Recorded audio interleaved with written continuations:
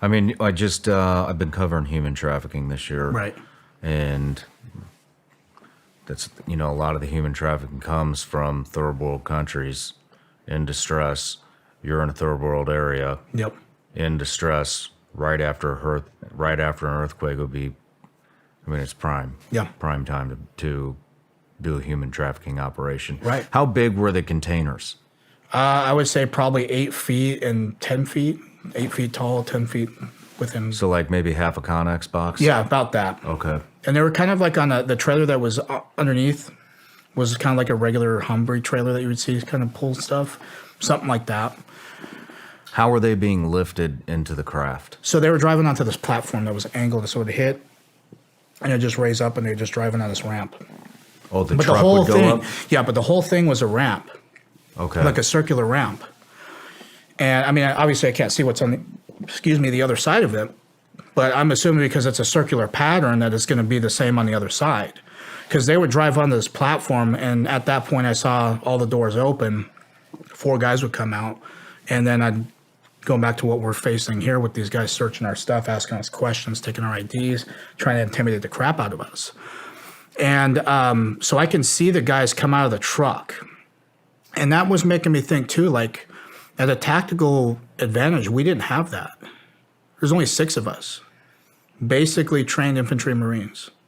And there's these guys here that are, doing this operation and very skilled, very methodical, very calculated, very precise. And if there's 8 of them, and then all of a sudden every single truck has 4 of these guys, I know that it's not just these guys that are running the perimeter. They could have been 40 or 30 or 40 people. Yeah. Could have been a platoon-sized element. And the fact that we have no concealment, we barely have any concealment, because if we were to run and bank off the sides here to go to our flanks, they could just engage us. There's nothing to hide behind. Yeah. Vegetation ain't going to stop bullets, But so there's a lot of questions I have too, because it's, obviously if we would have engaged them, then the whole rest of the force behind us would know about it because they'd have heard the commotion. Yep. How many containers do you estimate were put into the craft? 4, because I saw 4 trucks. 4 containers. Yeah. And there could have been more, but at that point where we saw, we could have, because we stumbled onto this thing. We ruined their operation, so to speak, because we weren't allowed to see that. Let's talk about the craft. Okay. How big was it? 300 feet is what I'm estimating, about a football field. And the reason why I say this is because we flew on CH-53 Super Stallions. I'm sure you're familiar with those, your time as a SEAL. They're roughly 100 feet. All right, so from nose to tail, if you lined up 3 of them, it'd fit 3 of them under this craft. Because I can see, especially the operation behind us, you kind of see them off in the distance. So you try to gauge, as a Marine, you're always trying to judge distance, you know what I mean? Because if you're having to engage, but lo and behold, we end up having a surprise right here happen with these guys. But that's how I know it was around 300 feet. Okay. And it was circular. Circular. It's like an octagon because it had like corners on it. That was like an octagon shape, but still circular. Could you see, was it one smooth piece of metal? No. Was it panels? Panels. Yep. Just describe more. Were there windows? So, were there There were openings? not windows. Nothing I could see like that. It just had that Vanta black vent-looking things on each corner is all I saw with that. And it had like a octagonal scale pattern that went through it. It honestly reminded me kind of like a design for an F-22 Raptor. Okay. I like the top of it kind of looks like that. Yeah. That's what it kind of reminded me of because it would transition those colors. So I suspect, I've had people I've talked to about this to say, well, Lockheed Martin has reverse engineer stuff that's circular. Raytheon, they have triangular craft.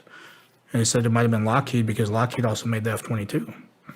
Interesting. Similar design concept. Now that I think about it, right, because at this time you're not really thinking about it. You're like, I'm more concerned with these guys and who the hell they are.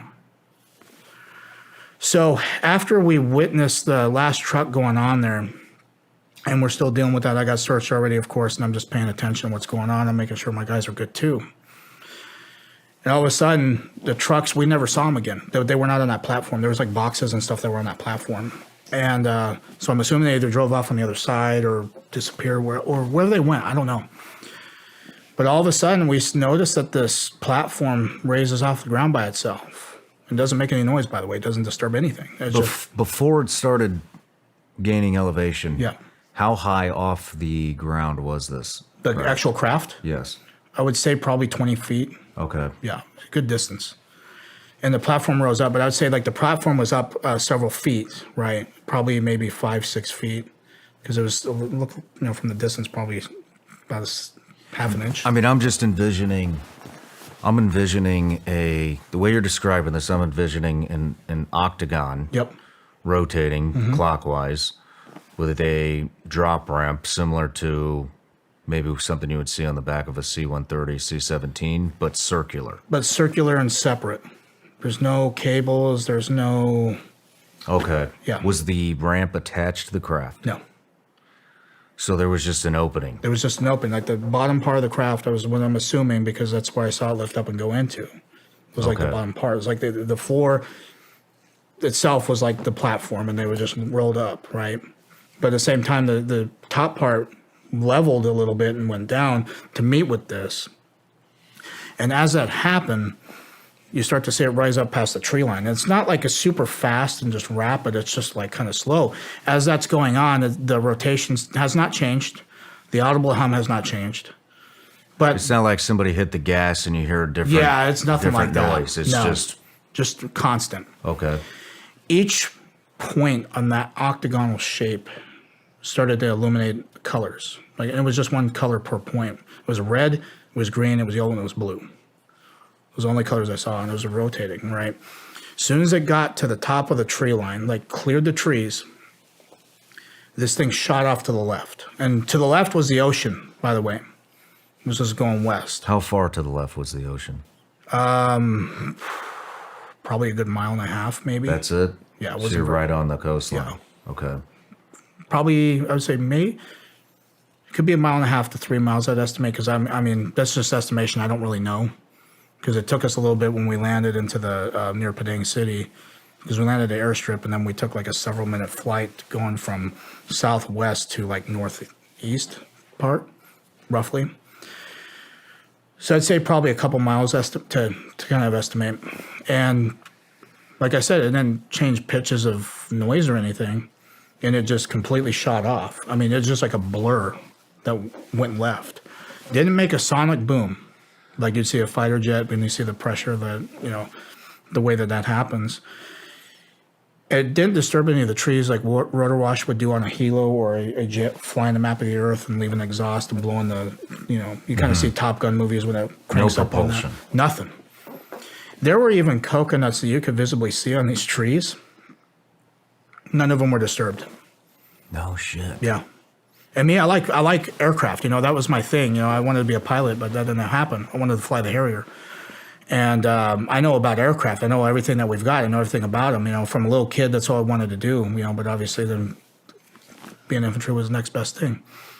So it wasn't something I've never seen before, something I know that we didn't have, at least in the conventional wise, on top of the military force that was there. So as that took off, we're all of a sudden ordered to face that slope that we came down. And like I said, it's not very high up. I mean, it's high enough to obscure everything to kind of go down in the valley. And so as we turn around, I'm like, fuck. They're going to do it. I think they were just going to, fucking rip us right there. Yeah. And You're worried they're going to kill you. yeah. Does that mean it's like, Before we get to that, yeah. when you saw this thing take off, I mean, do you have any estimation of speed? Have you seen anything? I mean, was it faster than anything you've seen before? Yeah. Was it a normal speed? No, it was faster. It was the fastest thing I've ever seen. It was, I would say, probably 4,000 or 5,000 miles an hour. I mean, it was instantaneous. It was just like it left a blur. Okay. Like a jet screaming by going as fast as it possibly could, you can still make the shape of it and still lock your eyes onto it as it's going.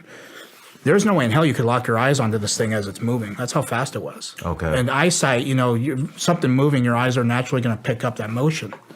And this didn't do that. I mean, it was just like, it just left a very fast blur. And like I said, I've never seen anything like that. The way that it moved, the way that it didn't make any sound, completely, didn't change pitch of the hum or anything like that. Did it go at an upward angle? Was it a straight line? It just looked like a straight line from what I could see. You know what I mean? It wasn't like it went up in the sky or anything. It was just like went over the trees and was gone. Okay. So yeah, I mean, knowing aircraft and things like that, it just wasn't something normal.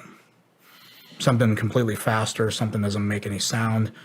I mean, radar signature, I have no idea, but there's theories that maybe the design of it could not reflect radar signals. I mean, I don't know how that go. I'm not, I don't work in that project or anything like that, but it's just something that's very odd to see. Very, very alarming. Did the lights stay on as it took off? Yep.